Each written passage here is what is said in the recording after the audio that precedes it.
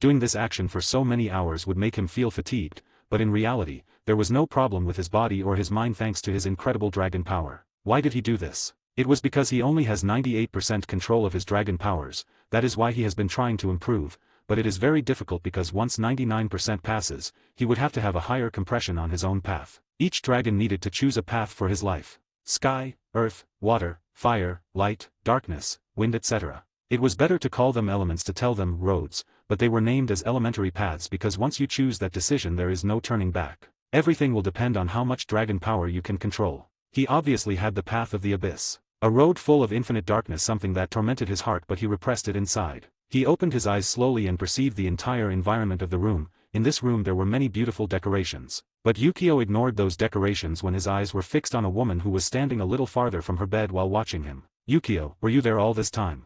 Aura, with my physical strength, it would be impossible to tire me just from spending a few hours here standing. Yukio, that's not what I wanted to say, anyway. Why do you keep insisting on following me? I've made it clear to everyone, now each of the people invited today should know that you're under my care. Who would dare to hurt you? Aura, I know, she nodded, but if I left here, where am I supposed to go? I have no home, family or friends. I'm practically alone. Yukio frowned but then sighed. Excuse me. Aura shrugged. I do not care, I've lived for many years this way. Can I ask you something? Yukio got up from the bed as he stretched and nodded, implying to Aura that he could ask her questions. Aura hesitated a few seconds before nodding and asking what she wanted. Why did you save me? Yukio, I already told you, I want you to be a better person. Everyone has the right to one time to improve their lives and you can achieve it. Aura, that. I understand it, but was not it your intention to make friends with other factions? By saving me you are endangering your friendship with them. Yukio, friendship. He chuckled. Believe me, I do not care at all if they are my allies or not. I just do what I do to achieve my objects. If they get in my way I will be happy to eliminate them. He was clearly speaking seriously. After all, his duty was to fix the infinitial loop that presented this dimension. If the gods of Olympus caused a problem he would erase them from existence, so maybe he could change something in the dimension. Yukio, besides, it's not because of arrogance, but all these beings fear power. That's why they have never improved and they have been trapped in this dimension for a long time. Aura felt that Yukio's words were reasonable, but that was not answering his question. She hesitated but spoke after a few seconds. If I decided to take revenge. If I do. Would that bother you? You know I will not give up, at least not until I can see them suffer with my eyes. Yukio, no, it would not bother me. He looked at her before smiling. I do not know any of those people, so you can do whatever you want with them, but I know you will not. Aura frowned at her pretty eyebrows. What are you talking about? Yukio, I know you will not do anything to them, rather. You've decided to leave your past behind, right?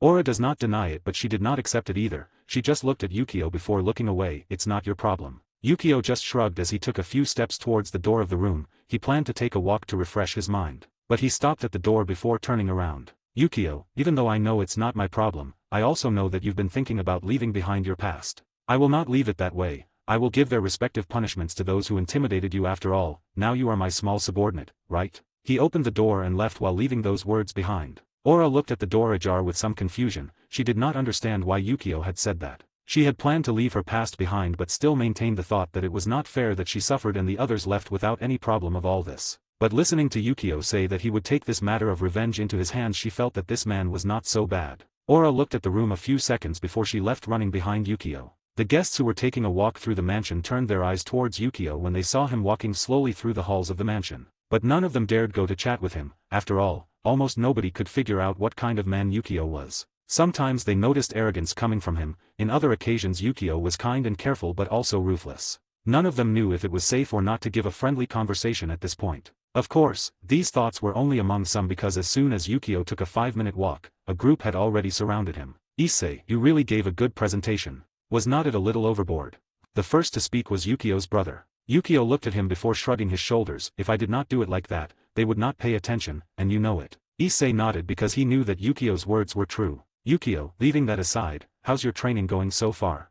Issei, that's going pretty well, for now. I can gain more power than before, but if it were to fight against you or some of your captains would surely lose. He sighed bitterly but his words were sincere. Yukio nodded because actually he could see the power of Issei and was not even close to reaching his captains. Suddenly Issei's arm was wrapped in a gauntlet while a gruff voice towards the presence. Grade, I've done pretty well, but this fool cannot even control any part of my power properly. It's not my fault and our deal has to be fulfilled. The others around were speechless to hear the voice of DxD were for different reasons. Some because they had not expected that this dragon locked in the gauntlet spoke rudely to a being that could eliminate it instantly. The other was his voice. It was the voice of a woman. Yukio, our deal. What are you talking about? He played dumb with a smile. DxD was furious inside the seal in which she was locked while she hit everything around her. You know what I'm talking about, do not lie to me, I want my things. Yukio, sorry, I do not know what you're talking about. Issei and his company seemed to become nothing more than spectators while the conversation of DxD and Yukio continued. In the middle of the heated argument, Yukio suddenly asked something towards Issei. Yukio, tell me, is it okay if I get this idiot woman out of the seal? I think it would be better for you too.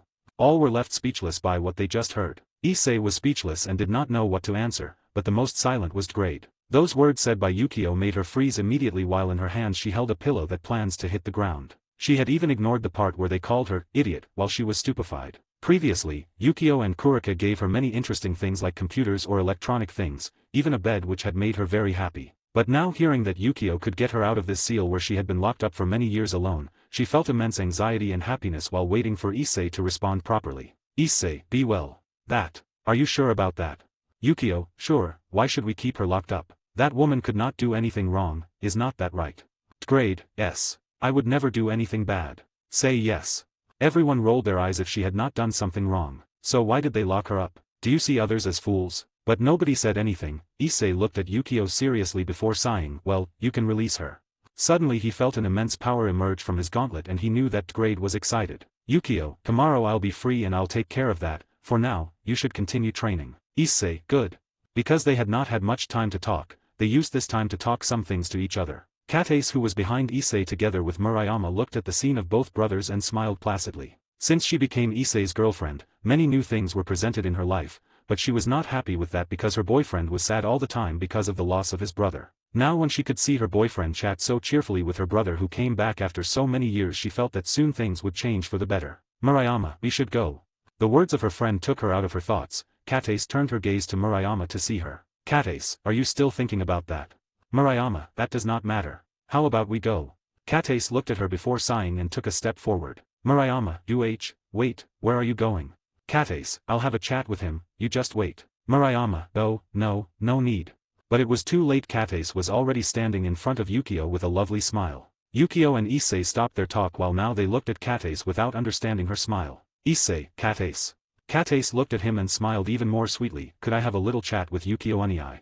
Issei looked at her without understanding, but he nodded. He had been with Katace for a long time and he knew that when she smiled he meant that he really wanted something or was possibly holding back his words. Yukio looked at the scene in front of him without understanding. Suddenly he felt a hand grab his forearm. What happens? Katace, I'd like to talk to you alone. Can we? Yukio, I guess. The two walked a few steps away from everyone before looking at each other. Katace, can I ask something? Yukio, go ahead. Katace, how many wives are you planning to have? Yukio, It was just the first question and she already confused Yukio. Was it normal for your sister-in-law to come and ask you that? Well, no. Yukio frowned and stared at Katace. Katace felt that the environment was getting cold and she could immediately know that Yukio misinterpreted things. Katace, no, that's not what I was talking about.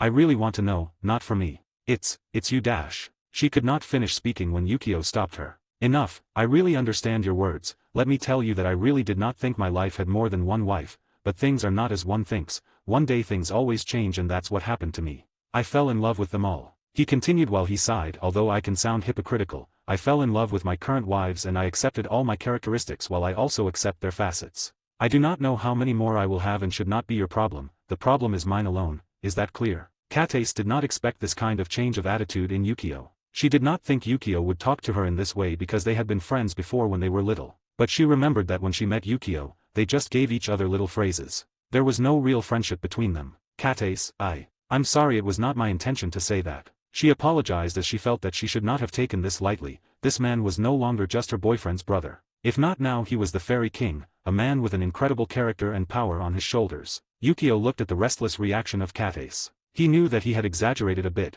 but his weak point was his wives. That's why when Katace asked him how many wives he had, Yukio had felt that it was as if they were trying to tell him that he would have to separate from them. That made him feel quite upset. But he also knew that Katace had not said it with that intention. He stretched out his hand and because he was taller than Katace, his hand naturally settled on the head of his sister-in-law. He stroked and brushed Katie's hair with some affection. You should not worry about that. I'm sorry if I let myself go. Katace shook her head. No, it does not matter.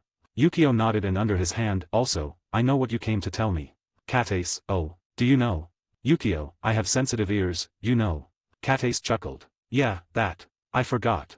Since she became a demon, her senses were more acute, then Yukio, who was stronger than her, had to have a lot more hearing. Katace, so, you already know?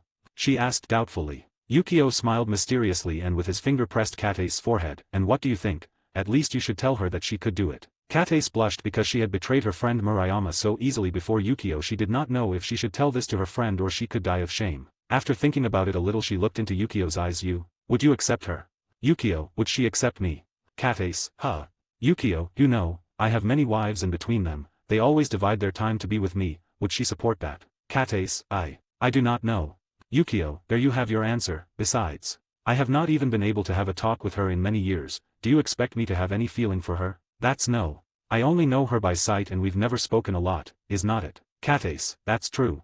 She also thought about it and it turned out to be true. Since Yukio returned, Murayama has not spoken to him, so it would be difficult to strengthen a relationship between both. Yukio, well, by the way, when will I have nephews? Katace, 2 years, she replied while still thinking about Murayama's problem, but instantly her face turned red. No, do not forget that. Yukio, I cannot forget it anymore. 2 years? Huh, perfect. Katace felt she was deceived and her face was too red. She now remembered that Yukio was the kind of playful and joking man who liked to make fun of others. Yukio turned around while smiling and turned away from Katace. Katace stood there looking at her brother-in-law's back even though she seemed to be angry. Actually, she was very happy inside of her. If Yukio was making fun of her in this way, it meant that he had really accepted her as a friend. Having a good friendly relationship with her brother-in-law would be good enough for when she married Issei. She turned around to go with her group. Issei, what did they talk about? Katace. Nothing. She answered instantly while smiling sweetly. Issei looked at her but gave up asking. Then Katace went to Murayama to talk to her about what she should do if she wanted to be in Yukio's heart. Yukio kept walking and many guests greeted him or some gave brief talks. Just as he was coming to the exit of the mansion, Aura appeared just behind him. Yukio, at last you reach me, why did it take you so long? Aura, some setbacks. Yukio, you did not kill anybody, right? Aura, with so many guards here, do you think I could at least do it? She asked in refutation. Yukio nodded and kept walking. He wanted to observe for a while the surroundings of the mansion. Aura walking behind Yukio had the heartfelt need to ask something. Tell me, are there really all kinds of beings out of this world? Yukio, well, yes, there are too many to tell everything. But each of them has its characteristics and ways of life. There are those who choose to live in dimensional space due to the high resources, but for this they have to have a lot of strength because there is no safe place there. Aura, then. What about you? Yukio, about me, I prefer to live peacefully with all my loved ones, it's much more relaxing. Aura seemed to wait for this kind of response from Yukio and she kept walking with him. The two walked a lot of time together observing the environment. They visited the garden that was created by the fairies and even looked at the decorations, unfinished buildings, also chatted a little with some fairy guards and the workers who were in charge of building the other facilities apart from the mansion. While they were walking, they had started talking to each other, which made Aura not so rigid when talking to Yukio. After a nice walk and a talk that made both of them more friendly, they decided to return to the mansion to take a short break. But Aura suddenly stopped and her eyes were fixed on a figure at a distance that made her clench her teeth hard. Yukio realized his reaction and also looked towards that direction. In the distance there was a robust man with an elegant appearance who seemed to be no more than 40 years old. The man had silver hair and blue eyes, dressed in a white Greek tunic with some gold parts. He exuded an air of sufficiency and arrogance, but also the power that made him look quite handsome in front of many feminine eyes. Beside him there was a young man with a look of 20 years and a blonde hair with blue eyes. He was undoubtedly quite handsome, and although he did not have many muscles his face made him look. The two of them were being surrounded by several women. Yukio did not recognize any of them except Hera, Artemis, and Aphrodite who were around him. Yukio, what do you see with so much interest in them? Do you like them? He headed towards Aura. Aura looked at him when she shook her head with clenched teeth and walked slowly forward with Yukio. Yukio kept walking, but he could feel the negative emotions inside Aura. She looked very bad as she clenched her teeth and occasionally bit her lips as if to say something. Yukio could not stand it anymore and stopped while sighing. Is he? Aura raised her head and looked at Yukio in her eyes. She did not answer, but she did not deny it either. Let's continue.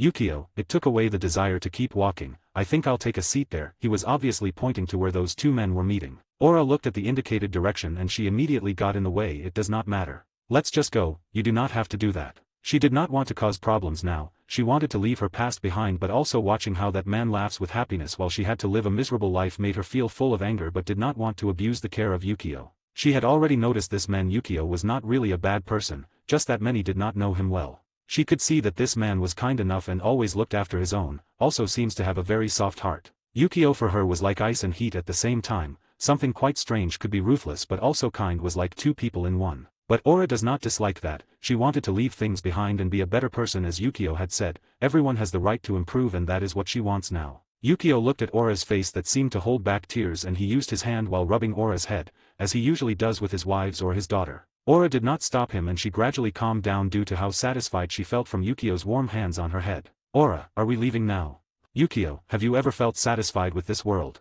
Instead of answering the question to Aura, Yukio said a line that he had previously used when he was with Afaiz. Aura looked at Yukio. She tilted her head. No. There is nothing to feel satisfied in this world, and much less in my life. Yukio, then I will show you how to achieve your satisfaction. He took Aura's small hand as he led her to where the two men were gathered. Aura was stunned because she thought that she had managed to make Yukio desist from that idea, but in reality it turns out that it was not like that. But she was much more stunned by something else. He will show me how to achieve my satisfaction. What does he mean? Aura felt very perplexed as she watched Yukio's hand hold her and carry her. She was nervous, but at the same time in her heart she was determined to be a better person so as not to escatize the expectations that Yukio had in her. In the distance, Yukio's wives who were at the edge of a mansion window smiled. Reiko, that's what you meant. Misla, yes, you see he is a man of good heart, and it was only time before he punished Dionysus and his accomplices. Graphia, this possibly causes disgust with the Olympian gods. After all, Dionysus is the son of Zeus. Shuri, do you really have to worry about it? Reiko, what do you mean? Shuri, I say, would Olympus have the courage to challenge our husband? Today they may lose a child, but if they offend him, they will lose everything, will not they? The other girls looked at each other and laughed with complicity. Rias, who had not spoken suddenly, glanced at Seamus. Why are you so quiet today? The other women now noticed that Seamus seemed very quiet. Coriana, do you feel bad? She who was Yukio's mistress was very courteous with Seamus getting ahead. Seamus looked at them before smiling gently. It's nothing like that, it's just that I'm waiting for someone. Someone. Seamus looked at Shuri with some significant signal and then turned his gaze towards everyone, smiling. Yes, someone. Yukio and Aura had approached where the two men were at the moment when the laughter arrived and the talk between everyone gathered had been interrupted abruptly. Hera, Artemis and Aphrodite fell silent as she watched Yukio take Aura's hand. They had different expressions, but one was common among them: fear. Denisio looked at Yukio and Aura, suddenly noticed that these two were holding hands, and he felt a clear displeasure in his heart. In his head Aura belonged only to him. Now seeing another man holding his hand, he felt that this was an offense to him. Previously he had not attended this meeting, much less the party. He arrived recently and only briefly heard a summary of what happened. He did not want to attend, but when he was told that Aura was here with a physical body, he went immediately to find her. Now that he looked at her holding another man's hand, felt an anger inside him. Denisio got up slowly while his 190 centimeters height gave him a head bigger than Yukio. Denisio, Aura, what do you think you're doing with this guy here? It had to be said that ignorance was a terrifying power. This man only briefly listened to a summary of what happened before and paid no attention to anything other than matters related to Aura. That's why he did not know that Yukio had such a overwhelming power and stood firm before him. Yukio smiled and picked up a nearby chair while gently indicating to Aura to take a seat. Aura was very quiet while still looking at Yukio. She saw the chair and did not know what to do until Yukio made her sit. She had no choice but to take a seat. Hera, Artemisa and Aphrodite watched the scene with their hearts in their throats. Hera was the current wife of Zeus, and now she was witnessing how her stepson was about to offend the most powerful being of this world before his eyes. He was brave or stupid. She knew that it was obviously the second. Yukio, are you Dionysus? Denisio, you still have not answered my question. Besides, why are you here with Aura? Yukio, oh, I've actually come to find out who Dionysus is that you? Obviously Yukio knew that Denisio was this man standing in front of him, but he simply decided to make fun of him. As God, who would not know who he is. That's why Yukio used this method, was like telling Denisio that nobody knew him. Denisio furrowed his eyebrows. It's me. Have you come here to talk about Aura? Let me tell you something. She is mine and you should not get involved in this. He shot a look at Aura. Aura shivered momentarily, but she fixed her gaze on Yukio. The young man who was previously standing next to Dionysus was looking at Aura in a weird way. Yukio had noticed it and ignored it while still observing Denisio. The air began to cool suddenly when Yukio returned to direct the glance towards Denisio. Yours? Aura does not belong to you. She is not an object so that you give you those ideas. What if you apologize now? Denisio, oh, excuse me, friend, I think you're crazy. Whether or not it's an object, she belongs to me. I've even had a child with her. If she's not mine, it's yours.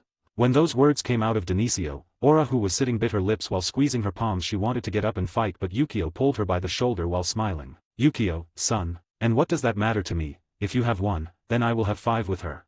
Instantly Aura felt her face blush as she heard such a blatant statement come from Yukio. She felt that this man was raffling her or something. She looked towards Yukio but saw him smile at her. The words that Denisio wanted to say were choked in her throat while Hera, Artemis, and Aphrodite were speechless. Did Aura really have won the love of the Fairy King in just a few hours? It was the thought that they and the other women had. Everyone here knew that Aura was an absolute beauty throughout Olympus. Aura had long blonde hair that reached her fleshy thighs and very beautiful red eyes. If nobody knew about her background, they would probably think she belonged to the vampire clan, but everyone knew she was an ancient goddess. Besides having those beautiful features, she had a very seductive body. It was not known if it was because she had been a mother once, but she exuded a presence of a very intoxicating mature woman. Perfect hips, beautiful big breasts and a pompous but her Greek tunic made her stand out more. Her beauty was like seeing a perfect empress. All the women here thought maybe Aura used her feminine attributes to tempt the Fairy King and take her for a wife. But what they did not know was that Yukio was not even thinking about it. Besides, Aura had not done such a thing either. She was just too stunned now for what was happening, while her face was red due to Yukio's earlier statement about having 5 children. Denisio looked at Yukio with his eyes full of anger. Hera quickly ran between them, and even before Denisio could finish she exclaimed, "I'm sorry, please Rei had to let this offense pass. I'll make sure Denisio does not come close to Reina Aura again." Hera felt very strange when calling Aura queen, but she acted naturally while being respectful so that Yukio could forgive Dionysus. Denisio looked at Yukio with his anger boiling his heart. "You are the Fairy King. Is that why you are so arrogant right here? For your guards, but what are you worth yourself?" Hera quickly turned around. "Denisio, no. Stop it, do not keep this up or things will go wrong." She spoke softly to her stepson. But Denisio did not even pay attention to him. "Aura, you know that you are my wife and I have proof of it, so leave your nonsense and come back to me now." Aura clenched her teeth in anger and got up from the chair. This time Yukio did not stop her. "Your wife? You are a damned scum. I never agreed to be your wife, much less to have something to do with you. You took advantage of me. Remembering about that, I must say that you are worse than scum. You are a total trash that dirted our world. Denisio, you're damn. Do not you remember how you asked for it yourself?" Aura's complexion turned pale as she squeezed her hands strong, and even her palms were cut with her nails. It was obvious that she herself would ask for it. After all, she was affected by the madness when Aphrodite used her powers in her. "Aura, you are a garbage. Denisio, and you had children with this garbage, right? Here's the proof." He pointed to the young man who was standing near him. Aura looked at the young man with some panic because she knew that this was one of her children. "Yako." "Denisio, so, something else to say? Stop wasting time and come back with me. You still owe me 1 inch. You still owe me one." Those words sounded very casual, but everyone knew what he meant by that. Aura pressed her hands even more as she trembled with anger, but one hand immediately squeezed in her little hand. "Aura, King Hada." "Yukio, enough, you're hurting yourself and it's not worth it, let me see." Aura did not know why, but when Yukio touched her, she managed to calm down and extended her palms obediently. A green light came out from Yukio's hands before his daubed palms were healed and the blood was erased. The others present were speechless because of Yukio's ability to heal someone, but knowing that this man was not a simple god, nobody saw him weird. What they found laughable is that Yukio's actions towards Aura right now seemed to flirt right in front of an angry Dionysus. "Denisio, damn." He extended his hand and was too fast when I tried to take Aura's hand to drag it towards him. The gods present tensed immediately. "Hera, Alto, Denisio. Artemis, do not do it." These two were more than worried, but it was inevitable. "Pa." Dionysus's body suddenly flew out. Nobody could even see what had happened. But they looked at Yukio, who had a raised leg, with a smile. "Before I liked football, I wanted to teach you how to kick a ball, but you got in the middle. My apologies." "My apologies? Teach him to play soccer." Everyone felt that Yukio's words were a mockery in its entirety. Hera went ahead. "Mr. Dragon, please forgive him. I promise you that I will make sure this does not happen again." Artemis, "Certainly Mr. Dragon, we the gods of Olympus do not want our relationship to be bitter, so please forgive this incident and we will make sure that nothing like this happens again in the future." Aphrodite also took a step forward, looking towards Aura before speaking. "Aura, please try to calm things down too, we do not want this to get out of hand anymore." Aura looked at her before getting angry. "I do not want to do it. Did you try to calm things down when he mistreated me? You did not do it, then I do not have any reason to do it either. Besides, I'm nobody to ask the Fairy King to stop. If you're nobody, then why the hell the Fairy King was looking to kill Dionysus now?" Everyone present had those words in their minds, but they could understand that Aura was not going to stop Yukio now. Denisio got up from the ground while he staggered and squeezed his stomach with force. "Damn, how dare you, do not you fear our Olympus, we can eliminate you right now."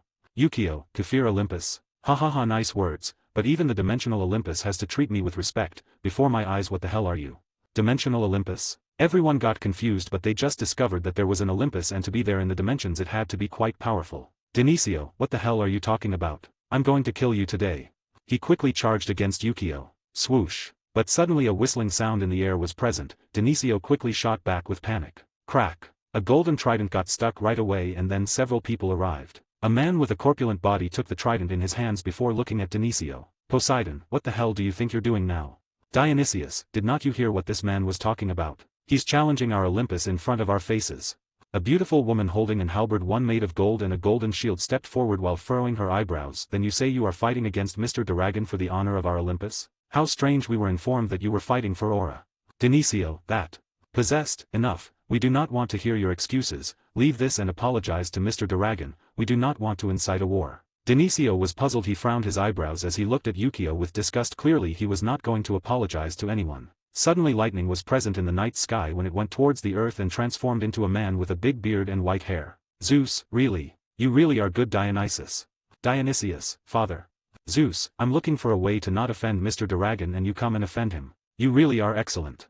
The shout of Zeus in the last part made reverberation in the air, stirring the environment. Aura immediately covered her ears but noticed that a round shield of purple color fell on her and she looked towards Yukio. She knew that this man was protecting her and she nodded, showing appreciation. The weak ones immediately staggered as they stepped backward. This commotion quickly attracted more people to be spectators. Among them were many factions to see what was happening. The Formus were present and angels like Gabriel and Michael had also arrived together with the gods. NYX looked at the situation with fun when she could see that Dionysius' opponent was Yukio. She wanted to see the strength of a true god. Issei, who arrived with his group, also observed things carefully. Valerie Teeps, who had a difficult expression on her face, looked towards Yukio with a complicated look. Yukio was supposed to be her seatmate when they were in school and she was too surprised when it turned out that this man with whom she talked so animated always in classes was Agorus. Not only that, but it turns out that this man was also the husband of Rias Gremory, his king. Where is she supposed to keep her feelings then? She had already taken Yukio as her friend and maybe a possible romantic interest since she could feel very safe around Yukio. But now knowing that she was only a servant of Rias Gremory and Yukio being a fairy king was impossible. It was like the toad and the princess, but this time the woman would be the toad while the man was the king. Those stories would never be fulfilled. Dionysius, father, what are you talking about? I know that this man has great military strength behind his back, but is it necessary to fear him? We are gods, we can against them. He was apprehensive of his father's words as he stood proudly to be named God. The one ignorant guy who had not listened carefully to the news that was informed to him before. Zeus felt anger boiling in his heart, but he ignores Dionysius and went to Yukio. Please, Rei Hata, would you let this incident pass? We will take care of disciplining him. Yukio, is that so? Zeus, it's a promise we will make with our hearts. Yukio thought a little and smiled. Well, then I'll forgive this matter. When the Olympian gods heard these words from Yukio, they were happy but only lasted a few seconds. Yukio, I will forgive him only if he rewards Aura properly, do you understand? Zeus, what do you mean by rewarding Aura?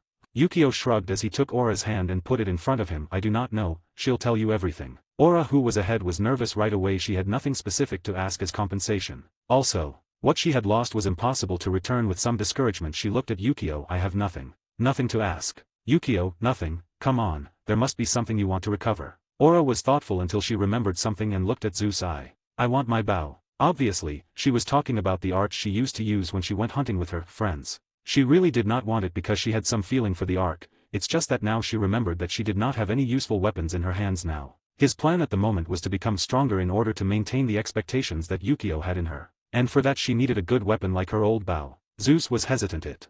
He did not know what to say because he knew that Dionysius broke that bow in millions of pieces before when Aura escaped to the Sangarayo River. Yukio saw Zeus' hesitation and got a little upset. He wrapped his arms in Aura's waists from behind. She just asked for her bow, do you have any problems with that?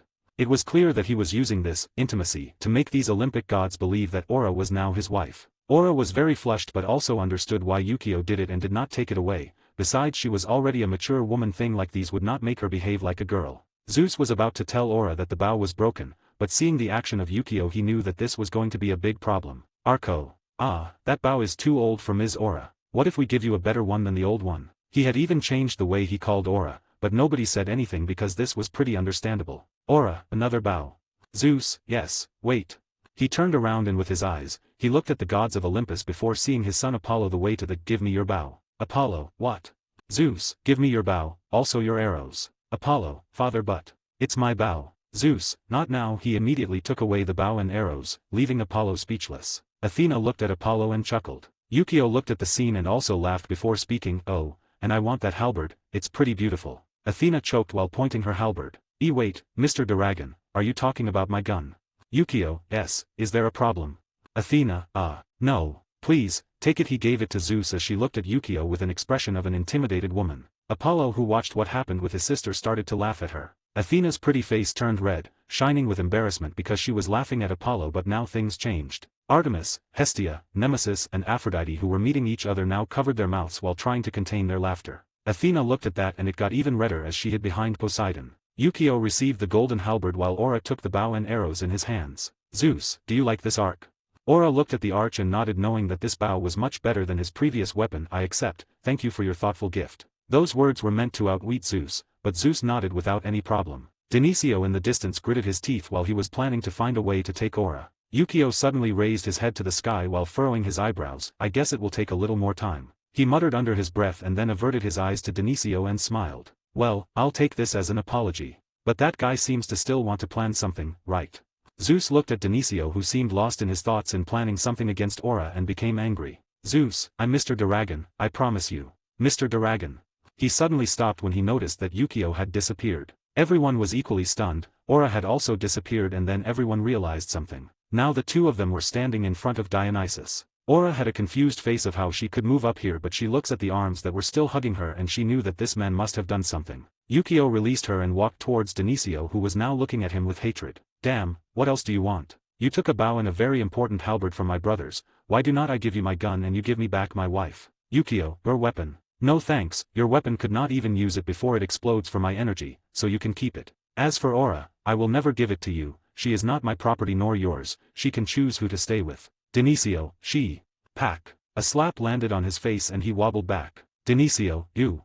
Pack. This time it was Aura who slapped him. Yukio smiled as he watched something that scene. Now I can understand what the MCs of the Chinese novels slap their enemies is quite addictive. Suddenly a ray appeared in the middle of both while Zeus was present. Mr. Dragon. Our deal was to give a bow to Mrs. Aura and then you would forgive Dionisio's life. Yukio, sure, I know it was our deal, and I'm determined to forgive Dionisio's life, but who said he could not give him a lesson?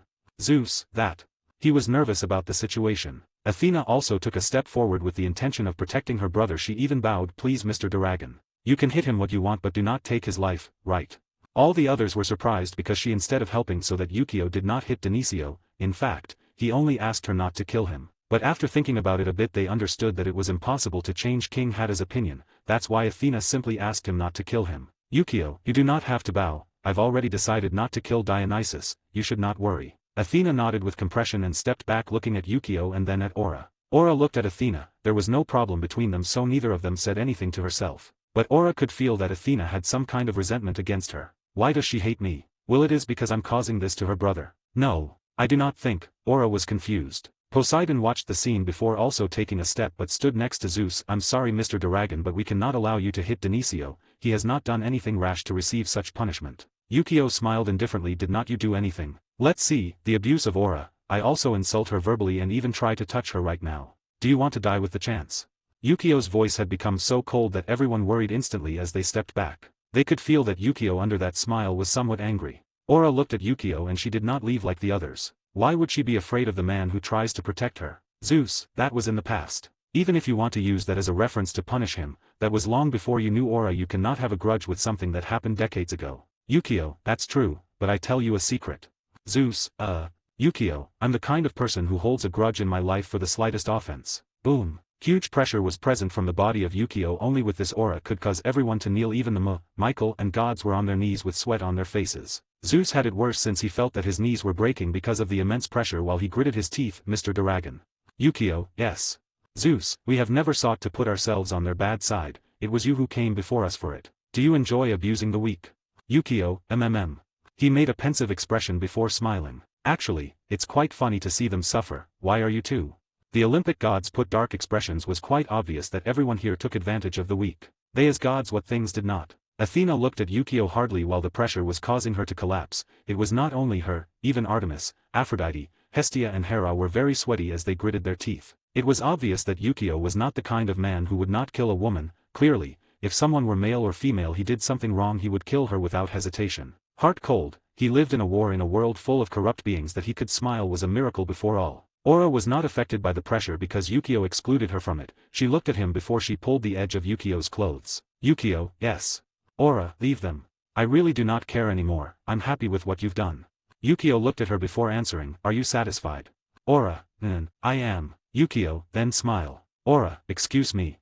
Yukio, if you're satisfied with this, I want you to smile. Aura remained silent without saying anything, but she was staring at Yukio with a surprised expression. She would never have thought that this man was actually doing this just to make her feel satisfied and smile. This man had something wrong in his head. What kind of method was this? So absurd. He had even ruthlessly stolen Apollo's bow and arrow and had taken Athena's favorite halberd without blinking. This absurd method to make her smile was too stupid. Aura felt a warmth in her heart while she, instead of smiling, started to laugh lightly at all of these silly actions that were present. Yukio pursed his lips. I only asked you to smile. Why are you laughing now?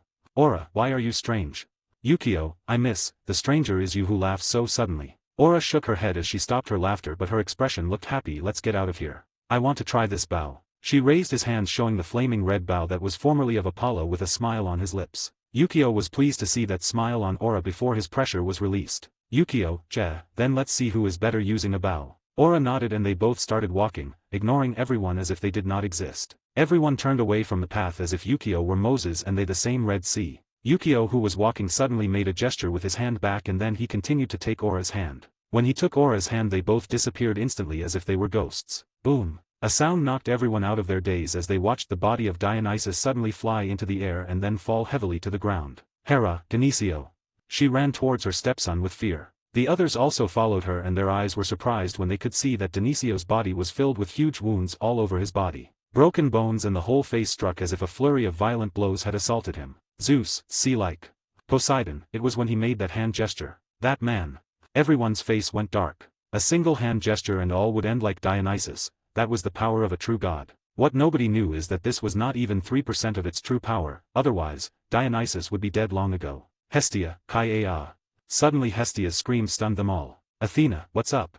Hestia blushed before pointing to Dionysio's crotch. He has blood there. Zeus became pale and important the looks of women. He took the pants off his son Dionysus. The faces of all the women turned red, but their quick faces turned dark as they looked at that thing there. Zeus, no. I do not eat. How ruthless is that bastard? The thing of Dionysus had been cut into thousands of pieces, so much that it looked like a sausage cut on several sides. Was easily visible that this man needed a healer now. Quickly, Zeus bowed to a god, but they could not even heal him when Dionysus's penis exploded into fragments scattering everywhere. Everyone's faces became pale and dazed with fear. If someone tried to cure him, would that thing explode? Was Yukio ruthless or a maniac? NYX's eyes shone with excitement as she watched this scene. This man. He looks like me. She laughed without caring the look of everyone. Only she could laugh at this terrible situation. Suddenly a little girl who seemed to be about 5 years old came running at full speed, crashing against everyone. When I look at the situation, she ignored him and her eyes went around everyone before pursuing her lips. Where is my father? She suddenly shouted those words which attracted everyone's attention, each pair of eyes fixed on her without understanding who she was. The girl looked only 5 years old but exuded a feeling as if she had more than that age. Suddenly everyone saw their ears pointed. An elf? The only elves are next to the fairy king. Is he lost and looking for his father? But why does she who is so young seem so animated? Idiot, in the books it is said that elves, despite being children, have a superior intelligence. Everyone began to chat among themselves. The girl ignored everyone while she seemed to sniff the air like a little puppy. She frowned. Father. The smell of my father is tinged with the scent of a woman I do not know. Unfaithful father. She grimaced with her lips before continuing to try to find her beloved father. Suddenly, several guards ran towards her. Stop. Little girl, please, come with us. Please do not escape again or cause us problems. Girl, come, we'll help you find your father. The girl came out of her thoughts and snorted before she mysteriously disappeared like a phantom. The guards went blank before shouting with frustration to hell, what's wrong with that girl? How does she run that way? Friend. That girl is very rare. I do not even know what skill she is using, and I tell you that I have seen all the skills that are registered in the academy. Does not she seem familiar to you? Known. Yes. I mean, for some reason, she looks like someone but I cannot remember who she is. The other guards also thought about it and they really thought that this girl had the resemblance to someone, but none of them had time to think about it now. Shit, let's go look for her before the fairy king punishes us. All were left speechless before what happened here. Each one dispersed in several groups while chatting about what had happened. Aphrodite, this is something very complicated. Now we have become enemies of the fairy king. Nemesis, oh, it's not exactly like that. Aphrodite, how can you be so sure of that? Nemesis, if the fairy king considered us enemies, he could have killed us all immediately. Do not you think? Aphrodite was silent thinking about it. Hestia suddenly spoke, but, does not it seem weird? Aura is now the wife of the fairy king. Artemis snorted, it's not his wife, they just wrote an act to put pressure on Zeus. Hestia, really? Suddenly Hera appeared while looking at Artemis. Hestia, you must believe Artemis, after all a woman in love sees more than one who is not. Hestia. That's true.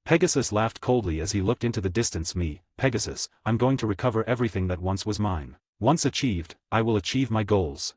A wave of his hand and his power spread all over the place. The undead soldiers that were behind him all the time soon launched a great battle cry that caused ripples in the air. His other soldiers and the new members added to his group began to scream in a deranged manner. War. That was clear. A war between an ex-king and the new king. Pegasus, ow. With the cry of Pegasus, all became lights of infinite colors as they traveled towards the dimension where the signal of AUDIOBOOK had been lost. The one who had caused a massive war in his head did not even know it and was currently watching Aura standing near him with a bow in his hands. Aura, oh, this bow is really quite accurate. It's a pity there is nothing very useful, apart from its precision it's still a common arc. I see that Hephaestus did not put much labor into this. Aura who had been testing her new bow was somewhat discouraged when she realized that she was literally scammed. Yukio looked at her with a smile before approaching her. Is it that bad? I can see that he really has a good precision to aim, he also has fire element abilities. Aura grimaced. Now you also know about the bows. But well, your words are correct, but that does not help. I do not even have the fire element inside me. Yukio raised an eyebrow and his eyes seemed to shine a second before he also noticed that Aura's element was not fire, but the wind. Yukio, oh, that's not a big problem really, for now, you should practice a little with your remaining arrows. Aura shrugged and drew her bow as she fired her remaining arrow at great speed. Yukio watched her a few seconds before his naris caught a familiar smell. This smell. No, I think I'm wrong. Although the smell seemed familiar actually seemed to be tarnished with something different. That's why he decided not to pay attention. Aura, lost the goal. Yukio, who was thinking about something, turned his gaze to the distance and could see that an arrow had missed the target. What does it matter? You've been without your physical body for a long time, it's normal that you do not control your bow well. Aura nodded. She had the same thought but with a sigh, she took a step forward. I will pick up that arrow. I will not stop until I get each one of them in the goal. She was very determined to improve now. For her, Yukio had already demonstrated what he was willing to do to defend her. That's why she wanted to live up to the expectations of the Fairy King. Yukio wanted to say something but stopped before his lips opened and he looked towards the sky. Yukio's eyes turned purple while his dragon irises seemed to shine, watching something in the distance. Yukio, are you crazy? He furrowed his eyebrows as he waved his hands and a dark-looking bow appeared in his hands. The bow drawing to the sky while an arrow of the same color was created instantly. 2, 4, 50, 70 enemies, who are these people? Although he asked himself that, even so, he had not stopped his movement. When the bowstring stretched and soon Yukio kept the arrow while his fingers moved with the rhythm. Yukio, arts of bow, heavenly shot. At the end of his words he had released the arrow that shot out with a purple aura surrounding it mysteriously. The arrow that went off absorbed the mana in the environment in a crazy way that caused many pairs of eyes to look in that direction only to be surprised by what they witnessed. The dark arrow with the purple aura surrounding it suddenly stopped in the air. The purple aura expanded like a cloud and soon something horrifying happened. 2, 3, 4, 50, 70 arrows multiplied as if they were magic and they all fluttered before flying back to heaven as if they were unstoppable bullets. Swoosh. Just when everyone thought the arrows would fly beyond the clouds, a dark space throat opened in the middle of the heaven causing all the arrows to be absorbed. All the beings present did not understand what had happened. At least until a red liquid came out from the space throat. The liquid was only drop that seemed to fall due to gravity. But all the pairs of eyes were amazed when their instincts told him that those drops were actually blood. Blood? So what was there in that dark space throat that came out so suddenly in the sky? No one could understand what happened, except Yukio, who smiled coldly. At least if you send people to come to bother me, send me the strongest, and even if you want you can come yourself. Yukio then changed his eyes to bow in his hands with a smile. Since she lived in the world of fairies, Miley trained him with all kinds of weapons and taught him countless ways to use it. While he thought about it he suddenly felt Aura's presence in the distance. He raised his eyes only to see her standing with an arrow in his hand and his pretty mouth between open. Yukio, oh, you found her well. Before she could finish Aura had run out and crashed into her chest. Oh better. She crashed her bow against Yukio's chest. Aura, that was an arts. Yukio, Aura, please. That was an arts of bows, right? I did not know you could do that. I want to learn it. She was really excited to want to know Yukio's skill and technique so that she herself would learn. An arts of bows was like the indicated name, an art meant to be used for the offensive. Although you could say it was an arts, it was more like a definite technique. Aura had only previously heard that Kuisha Abaddon was learning an art of sword. The arts did not matter what kind of weapon it was, they were very difficult to find and they only maintained total control of different clans and factions, although there were not many and for the archers there were none. Also to develop a arts was necessary for the person to reach the pinnacle of the intended weapon. And if Aura wanted to get one she would have to marry a faction or clan that had in their hands one of them. After all, factions and clans would only pass their arts to their successors. But realizing how Yukio could use an arts, Aura was very happy to want to learn about that. Yukio, could you get away from me a bit? Although I enjoy your sudden focus, now you make it difficult for me. Aura realized her behavior and that her body was too close to Yukio's. She jumped back with a nervous smile on her face. I'm sorry, I got a little excited, it's just that I've never seen an arts for archers. Could you please teach me? I promise not to reveal it to anyone. Yukio, teach you, I do not have any problems with that, but I do not think I have time right now, can you wait a little longer? Aura, does not matter, I can wait. But will you really teach me? She was very excited and wanted to be completely sure that Yukio would teach her. Furthermore, he knew that art was something that should be kept in the highest secret before outsiders, and possibly Yukio was only allowed to teach that kind of technique only to his most honorable disciple or first wife. They were the same type of technique. Rules of the clans and factions. But Yukio was not really restricted by any of that. All his knowledge and arts were taught by Miley, who was an exceptional warrior. Also, arts was something everyone knew in the world of fairies, so for Yukio, it was all too common to use something like this. Yukio, come on, I said I would show you and I decided to do it, but right now I need to take care of some things. I'm going to my room, for now, you should go somewhere else. Aura, oh, can I follow you? Yukio, again, hey, I definitely do not think anybody dares to bother you, I can also let some guards take care of you. Do not you prefer that? Aura thought a bit but then rejected it. No, I prefer to be near you. Or am I a nuisance to you? Yukio did not say a word to Aura's question. To what man did he find it annoying that a beauty pursued him? But, well, it was not like he was trying to keep something hidden, so he let Aura follow him. Since Aura decided to become a better person and observed Yukio's act to please her, now she was more animated. Although she could not forget her past so easily in her heart, she still felt calmer knowing that Dionysus was suffering. A pretty smile appeared on his lips as he looked at Yukio's back. But suddenly he felt many looks and tensed, extended his senses but the looks disappeared mysteriously. Aura, hic. She was a little scared because she could feel somewhat suspicious intentions of those looks and started to walk while holding with her hand a part of Yukio's tunic. Yukio ignored his actions as he directed his gaze in a specific direction before letting out a smile. The two walked slowly while both chatted about their lives. Apparently, they wanted to know a little about them. Aura avoided certain parts of her past but even so, she opened up a bit and told some details of her life to Yukio. Her life as a woman who used to hunt with her friends, the way she lived and her fighting occasions. Yukio also told him about some occasions. Aura listened carefully to each word because what Yukio said were things out of this world. Soon they came to the subject of arts. Until this point Aura became very nervous because it was common knowledge that the arts were passed down in generation or only honorable disciples, or wives. Until that last point Aura got a little nervous. She did not want to be used again by any man, and if suddenly this man who was stronger than she forced her without doubt she could not resist. But she vaguely knew that Yukio would not hurt her. So she listened very carefully to everything Yukio was telling her. For her related things about arts were Yukio's top secret, so she swore in her heart never to reveal the words she was hearing come from him. While they chatted between smiles, a group had appeared in front of both of them. The group looked at them strangely before a man came forward. Sirtsks, I was very surprised what you've done so far. But do not you think you've exaggerated a bit?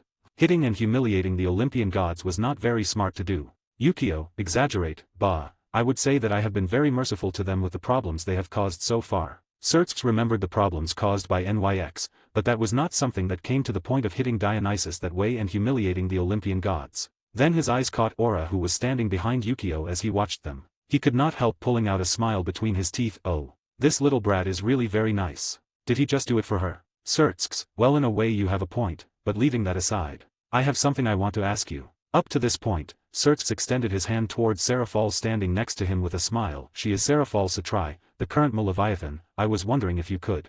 Before Sirtsks could finish, Seraphal quickly stepped forward with a smile on his pretty lips. Yukun. The words spoken by Seraphal made the Sirtsks group feel very nervous. This woman clearly did not respect the fairy king and just offended him in his first words. But in reality, Yukio smiled as if it was nothing. You're again. What a nuisance. Again? Did they know each other? Was the thought of the others present? Seraphal pulled out her little pink tongue before speaking. It would not be a nuisance if you had told me who you were from the beginning. Humph, you and Yachan completely cheated me. She snorted but kept her smile playful in her lips. Yukio, I do not remember cheating on you, it's just that you never asked, and you even tried to keep an eye on me. Did you like to stay so long hidden there? Upon hearing Yukio's words, Seraphal's face turned red with shame, remembering how much time he spent hiding just waiting to follow Yukio, but he never really left. Seraphal, you knew. Yukio, that's pretty obvious, even the guards had noticed it from the beginning. Seraphal smiled nervously as his beautiful face turned red with shame. That. Forget it, yes. Yukio nodded as he laughed lightly at this woman so infantile and strange. Hey, what do you need from me? I do not think you came just to talk about the past. The faces of everyone present became tense and serious. Seraphal looked at Yukio a few seconds before speaking. I want. Could you give me Cockabile to guard him myself? Yukio, do not you mean to torture him for yourself? Seraphol, Yukio chuckled before shrugging his shoulders. I know that Crocodile also tried to attack your pretty little sister, she is your weakness, so I know you must be upset, but is it really necessary to be? Seraphol, what do you mean? Yukio, I mean, Crocodile is being tortured at this moment for all his crimes. I can assure you that even if you take him with you, it will not be the same. Why do not I take you to see him suffer? In Seraphol's little eyes, it seemed to glow something before she nodded animatedly. Well, I want to go. Yukio put on a smile. Childish? Animated? Bah, this woman is a muh. How many atrocities she will not have done in her life. How many people will she not have killed? In the series, nobody asked herself this kind of thing. But Seraphol, aside from being a beautiful woman, she has surely lived killing people in the previous war. It was not necessary to call this childish woman. Maybe she maintained that attitude because she wanted to remain calm before the others. Yukio, well, but before that, I want your help with something. Sertx and his group looked at each other confused. What could Yukio from Seraphol need? Seraphol was also curious. What could it be?